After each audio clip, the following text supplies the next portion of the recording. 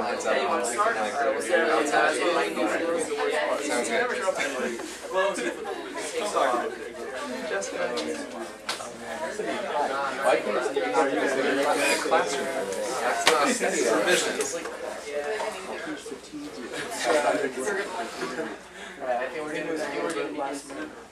Oh, really?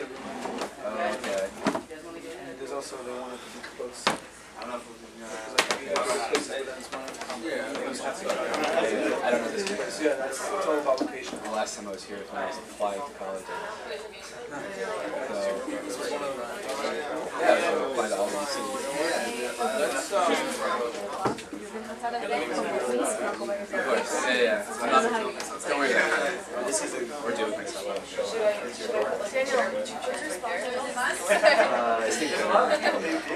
No, I think 6:15. Or is it 7? I think he's not going to talk for 2 hours. He's going to park conversation.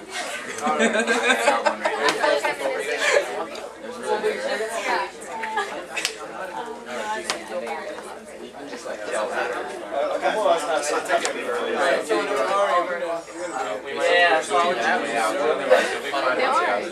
Okay.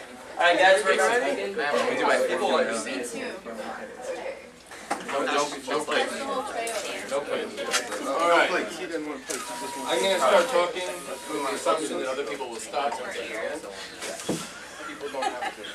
I encourage everyone to jump in whenever they feel necessary. The hardest part of this kind of talk is always the beginning. Because in the beginning everybody's kind of sitting here not knowing what to expect, not knowing what I'm going to say, not knowing what they feel comfortable saying it. So I'm going to basically start with this idea that most of us, or most people on, I think, American campuses, and most people who watch the news in this country, are very much trained to view what's going on in the Middle East, or at least what's going on specifically in my country, as a conflict between Arabs and Jews. And when I first got politically involved, I also viewed the conflict as a conflict between Arabs and Jews, and it took me probably about 4 or 5 years, which is a long time, to realize that this isn't really a conflict between Arabs and Jews. This is a conflict in which Arabs and Jews are both being victimized, while other people are profiting a lot. And what we do now, I'm what's called an alternative peace activist. And we work to unite Middle Eastern peoples, not just Jews and Palestinians, but we're actually in touch with other peoples in other places. We're very involved in the movement for Free Kurdistan. I don't know how many people here are aware of what's going on in Kurdistan today. But we work to try and unite Middle Eastern peoples against foreign imperialism in the Middle East, coming from the assumption that the majority of problems that we're facing and suffering as a result of have been imposed on us from the outside. And if these different foreign elements, because it's not one foreign element, it's a series of different foreign elements that sometimes overlap, if these foreign elements would take a step back and let the peoples of the Middle East actually come together and work out our differences, it would take very little time for us to achieve something a lot closer to peace than what we have right now. So this is obviously not a simple issue, and I don't know what people's backgrounds are here, what people know, what people think, if people have political positions already. So what I'd like to do is raise their hands, just because I don't need everyone shouting at once.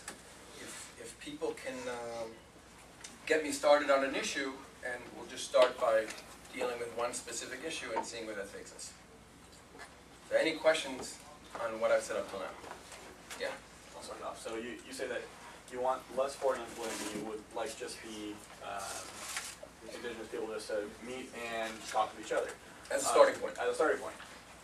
So how does that play into with the current Israeli government? The official position of the Israeli government is that you can't talk with Hamas or a unified government that includes Hamas. So how can they meet together without the foreign influence to that? Well, I'm actually much more comfortable talking to Hamas than I am talking to Fatah.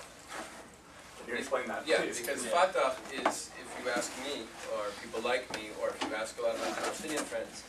Fatah are Western puppets who are basically doing to the Palestinians what Mubarak was doing to Egypt for 30 years. Whereas Hamas may not be perfect, but Hamas is much more of a legitimate expression of the will of the people. It's organic democracy. Hamas is much more an expression of the will of the people than Fatah is. And if we're going to talk to anybody who's talking to Hamas, so those are our two choices. I actually favor a third option. I favor talking to the clan heads, who are really the organic leadership of Palestinian society. And they're the people who were essentially in charge until the Oslo Accords. And what happened, by the way, you talk about Western governments and the pressure. What happened in the beginning of the Oslo Accords is basically we brought the PLO from Tunisia, right? Arafat and Fatah from Tunisia. And there was a fight between the PLO and the clan heads, meaning the clan heads being the organic leadership of Palestinian society. There were gun battles every night that people don't talk about today, and Israel armed Fatah. Israel armed the PLO to help them defeat the clan heads, which is crazy because the clan heads wanted peace with us. The PLO didn't. So you had this crazy situation where Israel's actually giving guns to the anti-Israel Palestinians so that they'll be able to defeat the more or less pro-Israel Palestinians. So the question is, why would Israel do something like that? And the answer is because that's what Bill Clinton wanted. And that's just one example of how the West has made such a mess of the Middle East story. That answers your question. Can you explain who are the clan heads of the Palestinians and like what is By their... name? Huh? By name? Oh, I'm saying like I had never heard that term before. So I'll give you one example. Right now, there's Sheikh Jabri. Sheikh Jabri is the Mukhtar, for a long time, the Mukhtar of Hebron. He is the clan head of the majority of Palestinians living in Hebron. And for the most part, Sheikh Jabri is somebody who wants good relations with the Jews, even the Jews living in Hebron. Now, today he doesn't live in Hebron. Today he's actually living in the Negev, temporarily, I hope. But one of the problems is that the PLO has declared war on Sheikh Jabri. The problem with that war is that the majority of Arabs living in Hebron are his grandchildren, or cousins of his grandchildren, or whatever. So he actually has his own private militia that protects him from Fatah.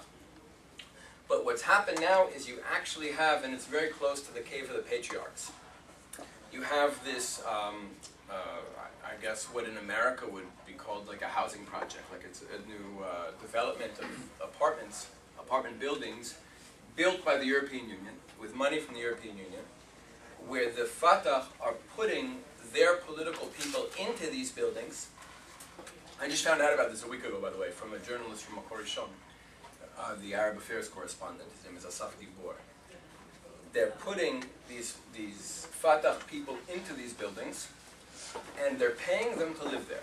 They're paying them to live there and to have as many kids as possible, not because they're trying to demographically outgrow the Jewish community in Hebron. That's easy. The Jewish community in Hebron is small. They're trying to demographically outbreed the Jabri clan. The European Union is actually paying for Fatah to actively outbreed the Jabri clan in Hebron because they don't want Sheikh Jabri's influence to grow. They want it to shrink. Now, who in this room has heard this before? Not two people. That's great. Because when most campuses I go to, I'm speaking about issues that nobody even thinks about.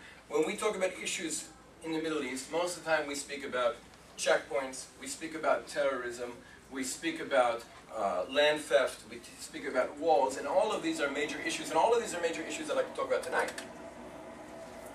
But I think the most important thing for us to realize before we even get into those discussions is understanding how little we understand. Knowing how much is going on in Palestinian politics, in Israeli politics, and in the politics of other governments, not only in the Middle East, but also in the West, that directly affect our conflict on the ground.